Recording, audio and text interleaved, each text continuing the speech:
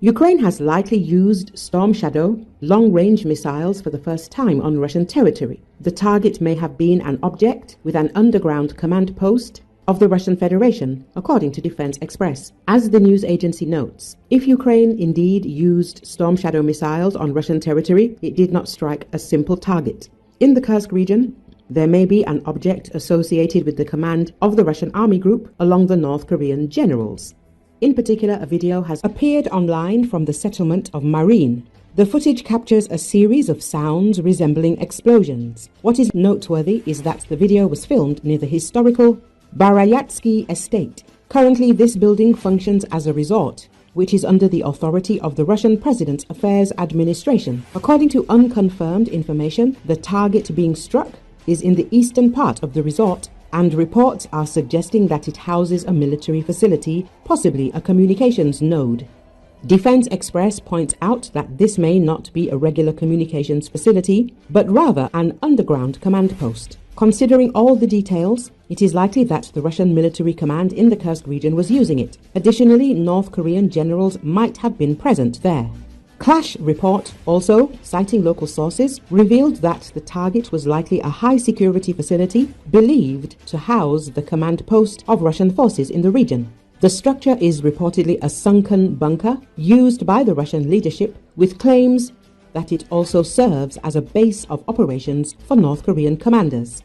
According to Defense Express, the presence of the command in this location may have made it a target for the Storm Shadow missiles. These missiles are designed to target such facilities, as their 450-kilogram warhead is specifically designed to strike protected objects.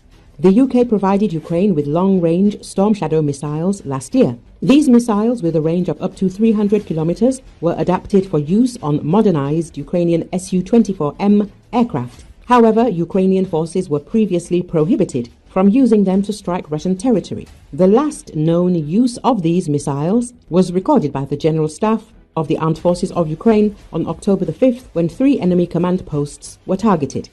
Storm Shadow missiles, which were originally granted to Ukraine for use within its own borders, are a formidable weapon capable of evading modern air defense systems.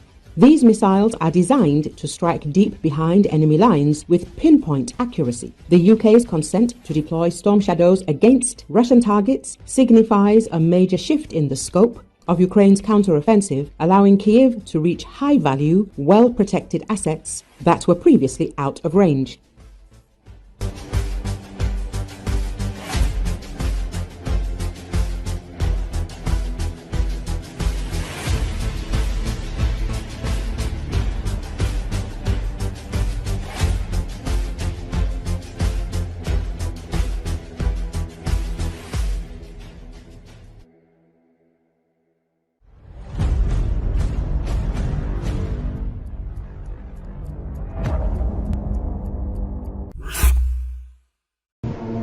Recently, the Ukrainian armed forces carried out several strikes on enemy manpower concentrations in the occupied part of the Zaporizhia region. For this purpose, Ukrainian forces used HIMARS systems. About 20 enemy soldiers were hit by the double blow, either becoming dead or being seriously injured, Forbes reports.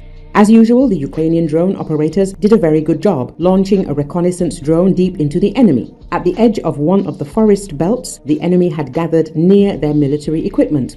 Experts write that the Ukrainian armed forces used at least 3 M30-31 missiles for the strike. Ukrainian defenders waited for the wounded to arrive to launch a fourth strike. Most likely, Ukrainian artillery used an M30 cluster munition with 400 mini grenades. On the one hand, the enemy is throwing all its forces into Donbass, but on the other hand, it is trying to put pressure on Ukrainian forces in the Zaporizhia direction. The Ukrainian Center for Defense Strategies is confident that by the spring of 2025, Putin wants to capture the village of Temirovka, which is located at the junction of Donetsk, Zaporizhia, and Dnipropetrovsk regions. Now Kiev has thrown all its forces into Kursk region and Donbass and can support the southern forces with the help of such precise strikes. During the 33 months of the war against Ukraine, the command of the Russian armed forces continues to gather its soldiers in large numbers in open areas. Against this backdrop, the Biden administration has given Kiev the go-ahead to strike Russian military targets with long-range missiles.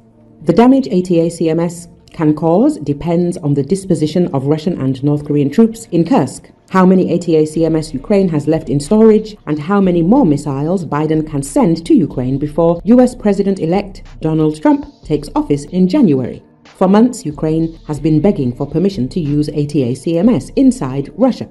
Biden didn't acquiesce until after North Korea sent thousands of troops to join the fighting in Kursk, significantly escalating what is increasingly a global war. How much damage the ATACMS might inflict depends on the disposition of Russian and North Korean forces in Kursk, how many ATACMS Ukraine has left in its inventory, and how many more of the rockets Biden might send to Ukraine before US President-elect Donald Trump takes office in January.